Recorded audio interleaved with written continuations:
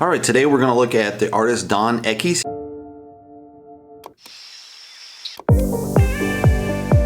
He's kind of a graphic novelist, comic book creator, and his channel is called Dan Ekis. He probably should add what his thing is, like Dan Ekis Art, Dan Ekis Comics or something. This camera's going in and out, I don't know why, but it's like, it's drunk. I don't know why I can't focus today. So his focus, it looks like, is mostly on art tips. So he's kind of reaching directly to artists versus, say, appealing to the comic book. So he has an introduction to how to get art commissions. That's a pretty good start. Let's pause that. He has uploads, popular uploads. He doesn't have his other playlists. Like, he has like 4 or 5 more playlists. He could probably add that below this. And I might add the popular uploads above the uploads. But, you know, that's not a bad way to lay out. Let's go to the first video. It's called How to Build a Following Even If Your Art Sucks. That's hard to believe, to build a following with your art sucks, but let's see what he has to say here. In this video, we're going to discuss how to build a following even if your art... Alright, hold on, the volume's a little high, dude. ...is what we're going to be spending learning the artistic skills that we need to tell stories, to bring our characters to life, and that sort of thing. So the interesting thing he's doing is he's showing a photo and he's drawing from the photo into digitally, so he's showing his digital skills at the same time he's doing the art talk. So he is selling his work, but he's doing it on the side, so to say, in the background, while he does a nice voiceover. So he's doing kind of 2 videos in one. It's very clever. Lifelong path. It's not like you want to say, hey, I'll just wait until my art is better to start growing my audience. Why not start now? Start today, even if you're not that good yet. We're going to talk about how. So we got a email. Let's skip ahead a little bit. I've tried searching online about value, but I can't seem to find specific examples. Do you think maybe you have some practical advice of specific steps I can take to add value? Thanks so much for that email. I love this question because it's a very important topic when it comes to growing your audience. Basically, people only follow you online if you provide some sort of value. Okay, so that's kind of clear. Let's skip to the next question, maybe. Provide for others. So, let's look at a couple examples in terms of commissions. If your art is really good, that's one type of value, but it's also, how do you treat your clients? Are you kind and courteous to them? Do you go above and beyond? Or are you just doing the bare minimum when working on a project? Those sorts of things. I found that just putting 110% into my commission work, really making friends with my clients, and letting them know that I really care about them and I want their project to turn out great, that all goes into me adding value to them. So that's kind of a cool thing. Let's skip ahead a little bit. Life experiences that you've had. And most people will say, well, I don't have as much knowledge or experience as other people. I don't have a ton to offer. However, that's not necessarily true, and for 2 main reasons. So I will say, I think the way he's kind of time-lapsing this really, really fast is very distracting. I think I would kind of cut this a little. I've seen another artist, the way they do is kind of take real-time cuts and then skip, and then real-time cut, skip, and then real-time cut, so it's sliced together, and it doesn't have this jumpy effect. This is going very, very, very jumpy because it's a time lapse. I did the same thing, so I'm guilty of it as well. But yeah, this is the time lapse. It's going in and out, in and out, in and out, and the zoom factor is just super annoying. You have life experiences that other people haven't. So if you can shed some light on struggles that other people are having, saying, hey, you know what? I'm recognizing a lot of people. So he's talking about struggles. It's a really good thing. It's been a while since I've seen the film, but I do recall that there's this scene where Leonardo DiCaprio, he's a 17-year-old con man posing as airline pilots and doctors and all sorts of things and just living this crazy lifestyle, conning people. But he poses for a while as a college professor. And when he gets caught, they say, how were you able to teach a college-level course at that young age? And he said, it's simple. I just had to read 1 chapter ahead of everybody else. So the second type of value is inspire. Basically, everyone is going through challenges right now. So I think he has a lot of good points here. I'm going to skip to the next video. There's a lot of information to kind of unpack here. I think if he had kind of laid out like this is point 1 and have a slide, and then point 2 and this is a slide, and then point 3 and this is a slide. He's just doing a natural talk over, which is fine, but then you have to watch the whole video to pick up kind of the important points. So it's a little bit difficult to kind of skim this video, which I'm obviously skimming the video. This next video is called Why Most Artists Fail, the Drift Factor. I love these titles. They're just so catchy and so thought-provoking, like, oh my god, what do you mean? Hello, my friend, it's Dan Ekis, and today we're back with another edition of Why Most Artists Fail. Today we're going to be covering something called the drift factor.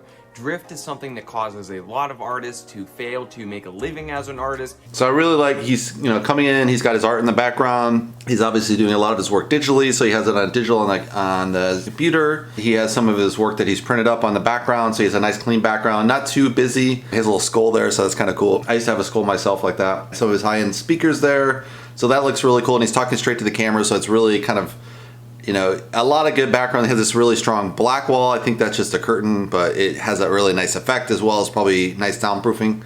So let's go ahead. And to build an audience for themselves. So it's definitely something you're gonna wanna be aware of and avoid in your art career. So in this video, we're gonna cover what is drift, how does it hold you back, and what are the ways that you can avoid it from being detrimental to your growth and your development as an artist. Before we jump into that, a lot of you guys have been reaching out to me saying, Dan, how's your back doing since your recent injury? I just wanted to say thank you, everyone. Here, let's skip the back part, but hats off to talking about your back. That's a good personal story. My friend and I were out catching some waves, having a good time, and all of a sudden we looked back at the shore and realized we were really far out to sea. And there was another guy right next to us nearby who said, hey, we're caught in a rip current, we gotta swim parallel to the shore so we don't. So what he's doing here is he's kind of doing a story. So he's using an analogy in the story of drift compared to surfing, and you get way out and you get kind of in the undertow and you get way out in the waves. So that's a really cool way to do a storytelling. When you do a video, you always want to have a story behind it if possible. A lot of these videos, especially painting tutorials, are just like, here's the end product, here's the blank canvas, and then all the way to the finished canvas, and that's it. And there's not much story, not much meat to it. You don't really get to know the artist that much unless you watch many videos. And by this, he's kind of introducing little personal elements. He's got a back injury. He's doing this analogy to a surfing. So very great storytelling elements in this video. It's just right off the bat. Get sucked out into the ocean, and we were able to swim parallel to the shore and fortunately get back to land. But it was a really scary situation. All right, so that's gonna go on for a while. Let's skip ahead. And you wind up not at the destination you want to be at. You have drifted completely off course and you don't achieve that dream that you want to accomplish. So this is a really insidious thing because it happens with little micro decisions that you make on a daily and weekly basis that will dramatically alter the course of your life and where you wind up and your level of happiness and well-being ultimately. Let's talk about the 3 ways that drift can bite you in the butt and how to avoid them in your art career. Number 1, drift causes you to settle. For example, I always wanted to tell my own stories and to be an artist, so I went to school for animation when I was younger because I figure, hey, animation is storytelling and art, the 2 things that I love the most. Why not? So when I graduated, I figured, hey, I gotta use my degree, I gotta find some work as an artist and a way to support myself. Animation seems like a great way to do that. So I started looking for and landing animation commissions. Funny thing happened though, when I landed those animation gigs, the producers and the studios that I was working for would always say, hey Dan, can you edit videos too? And I'd be like, yeah, why not? Because I needed the money and I was just starting out. So I was kind of just taking any kind of freelance work that I could get. And after a few years of doing that, I got to work with a lot of great people on a lot of cool projects, and the animation stuff was pretty fun for me, but it got to a point where I was just doing these cookie cutter animated videos. It felt like I was doing the same thing over and over again. And not only that, with the video editing, I had wound up editing like law firm videos and the types of like projects that just aren't creatively fulfilling for me as an artist. So I had completely drifted off course. Well, so that's kind of cool. I'll skip ahead a little bit. I think I'm getting the point of that. Basically, little decisions, little opportunistic kind of opportunities. You take them when you need them, and then they kind of drift you away from where you want to go. So you need to kind of self-correct constantly and say, hey, is this really mission critical? Do I really need this particular job to get ahead? Maybe you might take a worse job just so you can be focused on your art career, I think is what he's saying. Let's skip ahead further in the video. This is the difference between being a dabbler and a professional. A dabbler is someone who will do little short-term projects. Maybe they'll finish a couple drawings here or there, or dabble in the idea of making a comic book or something. A professional is someone who says, you know what? I'm gonna make comics for a living. When is my next book coming out? What is the release date? What does my production schedule look like for finishing this project? So I now have a clear-cut schedule for me and my team for releasing my comic book projects, which I don't always hit my deadlines, but at least I know I'm on track with getting that done. In my own career, when I wanted to get serious about doing comics, I can remember having all these ideas for stories I wanted to tell, and I would kind of work on one here and there and then go over and work on another one, and I never got anything done. As soon as I said, okay, I'm gonna finish on this one project, this one webcomic, and I'm just gonna finish that. Yeah, I would definitely recommend that with a painting as well. I used to work multiple paintings at the same time because with oil, especially when I worked in oil painting, you have to wait for the layer to dry, and that might be a week. So you might be like, all right, let's start another painting, another painting, another painting. You have multiple paintings go at the same time, and you're mixing color palettes across different paintings, which you may or may not want. So what I heard from a friend of mine is just, he said, just focus on one work at a time. You're gonna get way better work. So I started adapting that, and now I've kind of altered that a little bit. Like when I work on my larger work, I still do one at a time, you know, push all the way through. But when I do smaller work that's like 8 by 10 or 11 by, I might do a series of 4, and I'll use all the kind of the same look. Like I'll do all landscapes. So I'll like boom, boom, boom, 4 different landscapes. Oh, 4 tornadoes, da da da da. 4 different storm series, da da da da. 4 foggy forests, da da da da. And so what that allows you to do is kind of focus on the same kind of theme, but at the same time you can, you know, reuse those colors, and it doesn't have too much muddying across, but it's still, you know, it helps because once you do your 4th, say foggy forest, is going to look really good versus that first one, or your second series is going to be better than the first series, and etc. So that's a really strong thing, is make sure you work project all the way through, push through, push through, push through, and never have like these kind of half-ass projects all over the place. Let's skip ahead a little bit. You can't let the distractions of the world pull you off course. You can't let all these things overwhelm you and drown out the light that you have inside you. You were put here for a reason. You were put here to make art for the world to enjoy, and you know that deep down. That's why you're watching this video. That's why you draw in the first place, because you know you have something to offer. Even if your art isn't that good yet, you know that you have the potential to get to a point where your art is really freaking good, and people get super excited when they see it, and they're like, who is this artist? I have to follow them. I have to get some of their art for my wall. If you feel down or depressed, or like you're stuck in a routine, I've been there many, many times. I've suffered from depression my whole life, and this year in particular has been one of the worst years of my life when it comes to dealing with that and just other things that I've had to deal with. And I just have felt like, man, I'm just in this routine, on this hamster wheel every day, just going through the motions sometimes. But you know what? The way that you can avoid drift getting you down is to know your why. Knowing your why is the key to staying motivated, is the key to getting things done when you have no time. So I think he has a lot of good points here. I'm going to go on to the next video. The next video here is called How to Tell a Great Story with James Powell. It's 60 minutes, so I'm probably going to really dice this up. Unfortunately, it's a long video, but you know, it is what it is. You can't always handle that pretty well when it's such a long video like that. But let's skip ahead a little bit here. He liked what I said and asked me if I would help out, and it was kind of funny because... So I'll say right off the bat, he doesn't have any soundproofing, so he has a really large echo. So you always want to add this on your walls, which is soundproofing. This really nice, if you can see it. And they have ones at the corner that fits in the corner of your ceiling as well. So you want to coat as much walls as possible. I only have the wall behind me, but ideally I would be covering this wall behind me, but it's a kitchen, so I can't put it here because the food smells are just going to soak into that. But ideally you'd have 2 or 3 walls covered, and he doesn't have any in this, so it's going to have this really like tinny feel in this video, unfortunately. In retrospect, I think what I gave to his podcast was completely different than what was in the email. Just because I took that email and honed it and improved it and changed it. And I'm gonna skip ahead as a little bit intro. It's not, you know, it's not going to give you nightmares, so trust me. And then maybe later we'll watch a scary show on TV or whatever. Try to graduate him to the big boys.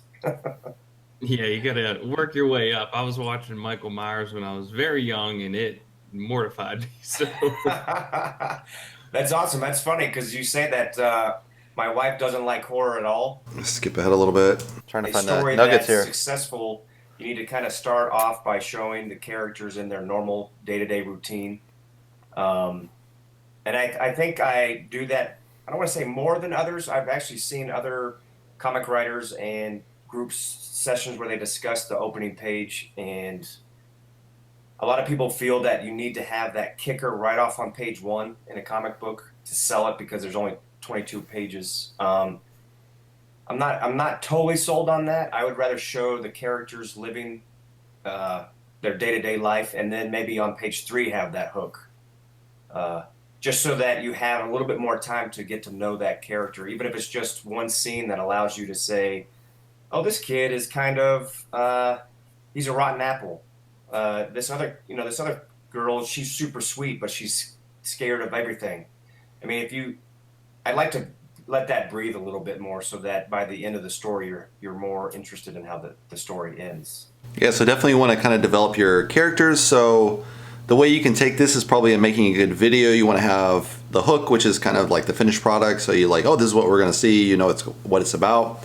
And then maybe how you get there up and down, and maybe how you struggled in the painting is always good. I like in my voiceover, what I do is I stage the video, shoot sections, and then talk, and then shoot sections, and then talk. And so I kind of talk in between, like, oh, this is going well, oh, this is going terrible, what am I gonna do? You know, and kind of like drum it up a little bit of the drama, and that'll just create that kind of tension in the story. And then when you finish, you're like, wow, this is great, or oh, I like this, but I don't like everything. And so people really like that, because as you develop as an artist, you'll see their quality go way up, and you'll see less struggle, and then you'll be able to understand why you're doing better. You got better composition, you got better line, you got better color mixing, better composition, a lot of different things that goes into building a great painting or a great image, as this guy's doing comics. And so with the story, with the comics, you actually have to have a real story where you're talking about the characters and everything, and not just drawing. So it's kind of interesting to see how this develops, because in this comic book, it's much more essential, the story. That's good, yeah. And you'll see that in television series, as though it's not like because in comics, it's the first page or the first panel. It's like you think you have to have something, but if you let it breathe a little bit, that's kind of what they do in television. All right, let's skip ahead a little bit. Sorry, guys. And I'm thinking about the mechanics of it. I realize that I'm almost constructing the script as opposed to writing. But when it comes to the creativity process, when it comes to actually the storytelling, yeah, you're totally discovering. It's almost like I picture myself tapping into another world that's actually happening, and I'm just kind of poking my head in and watching the events, and then I'm writing them down.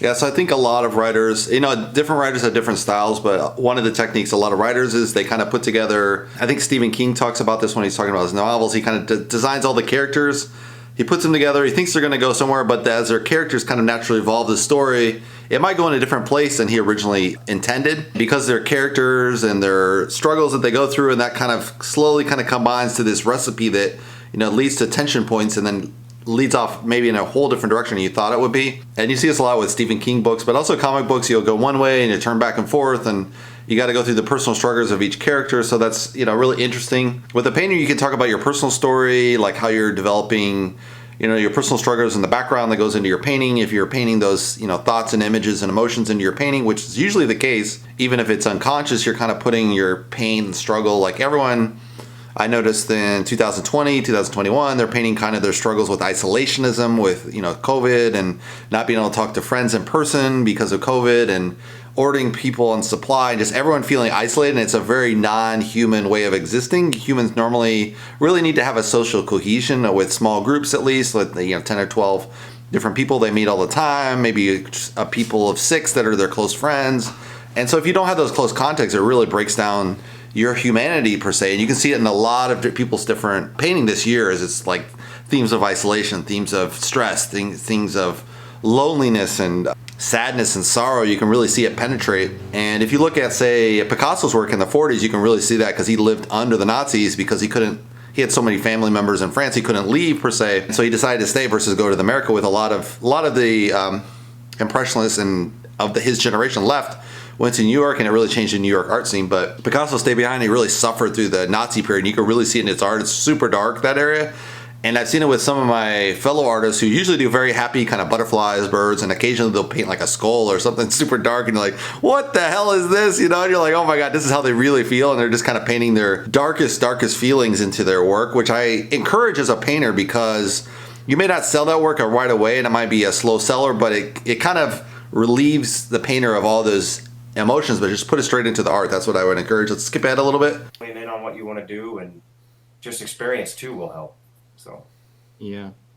Do you do multiple drafts of outlines, like multiple variations of how the story could play out? No, I don't outline. What I end up doing is, outlining actually might help.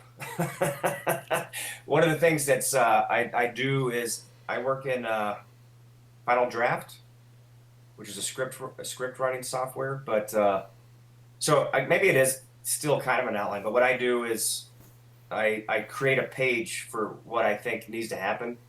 In my head I have the idea of the story, and to get a flow, I'll do page 1, panel 1, and in panel 1 I show all the story that has to happen on that page, or what I think should happen, and then same with the next page and next page, and then I read all that together to see if I need more pages. If this page is way too much action, it needs to be spread over 3 pages, and this page over here you realize is all dialogue or not boring stuff, but exposition, so you can kind of start to see flow. So I guess that is kind of like an outline, but it's within the script, so that as I clean up and rearrange the stuff, it's already in the script, so I'm not like polishing a outline in Word, and once that's finished I go over to a Final Draft. It's already kind of... So it's interesting, because if you think about this from a painting perspective, usually paintings are kind of one-off, but you can do like a series of paintings where you do one theme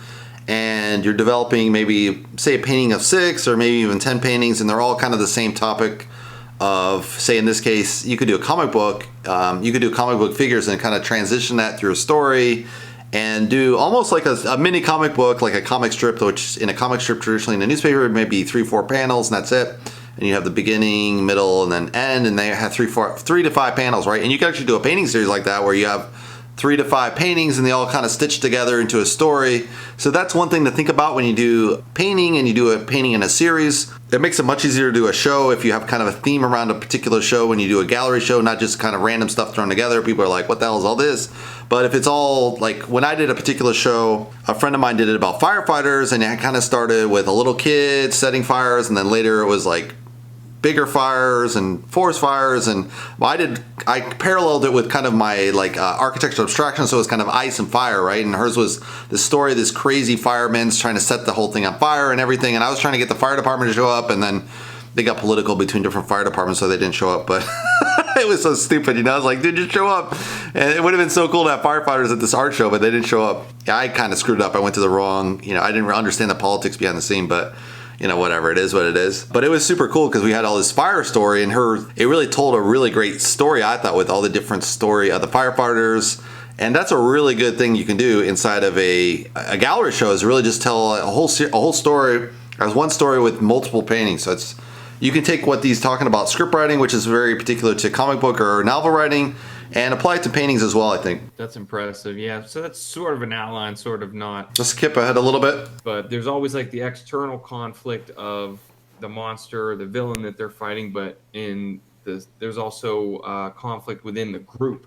And on a scene-to-scene basis, they're arguing or they're having trouble getting along or getting the job done. And there's things like that. Oh, yeah, exactly. My son used to watch the Ninjago, I think it was called, the Lego thing, show. Yeah.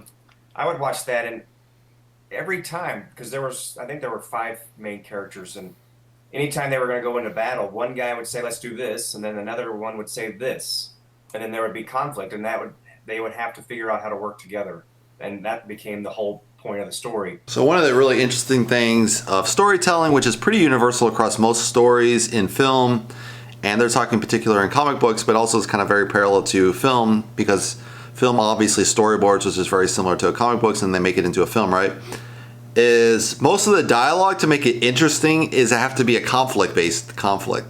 And so this conflict will lead to this decision, and then they'll start here, they'll have a conflict that'll lead to that decision, they'll have a conflict and immediately this decision, they'll lead over here.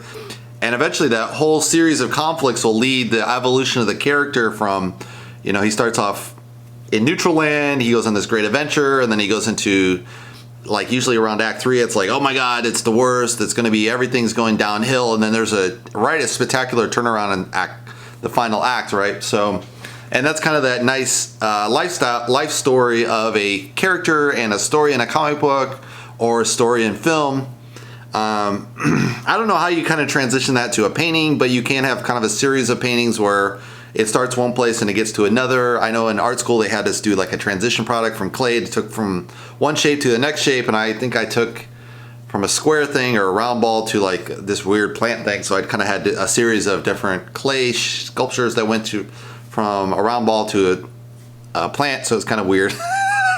But yeah, it was an interesting project, and yeah, it's pretty interesting. I'm going to stop it there. There's a lot to this. It's an hour-long discussion, but I just want to kind of cut that short a little bit. So if you go to his website, it's danekis.com, so that's really clear.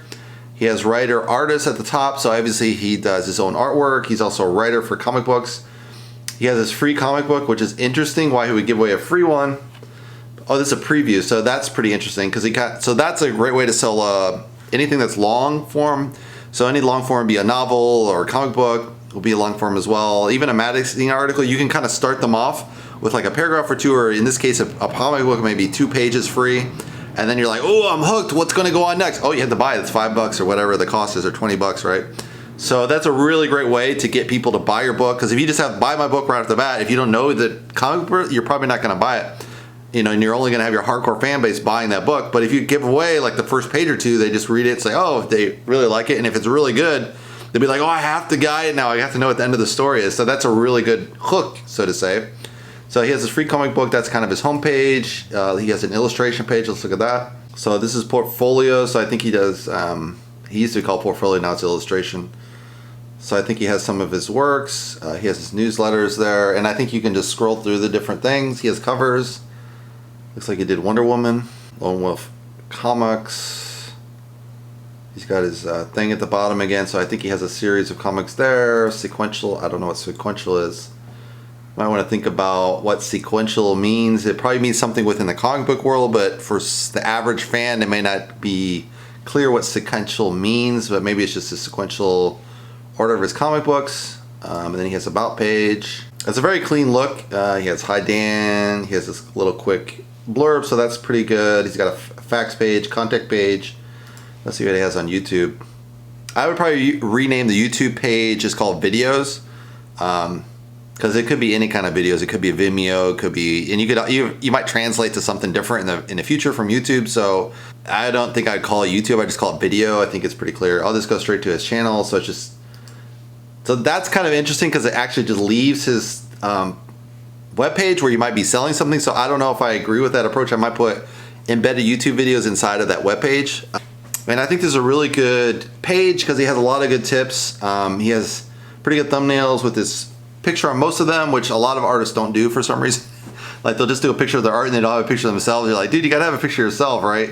And so I think, you know, these are really catchy titles. Stop Doing This, Easy Money, How to Make Prints. So he's probably got a lot of good information here for artists, how to make money as an illustrator, especially comic book, because that's where his focus is in illustration. So that's a really great route if you're just starting out and you're a really good realist painter, a really good realist drawer, and you like comic style, is to get into comic books and that kind of stuff, because there's a lot of freelance work for that you can start up in.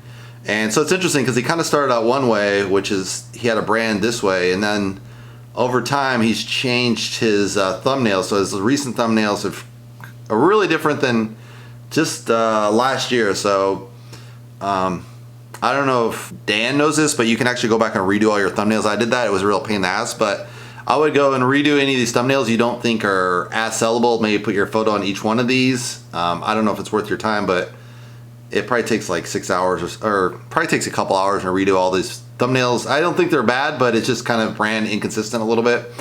I have mine all kind of pretty consistent, so you kind of want to have your thumbnails be consistent, but you know, the science behind thumbnails changes all the time. It's always like a debate game, right? With these social medias are always constantly changing what sells, what doesn't sell, and who knows what. But anyway, I recommend Dan Ekis. I hope you guys like it. If you want to subscribe, you can subscribe below. And I'll see you on the next Artist React video.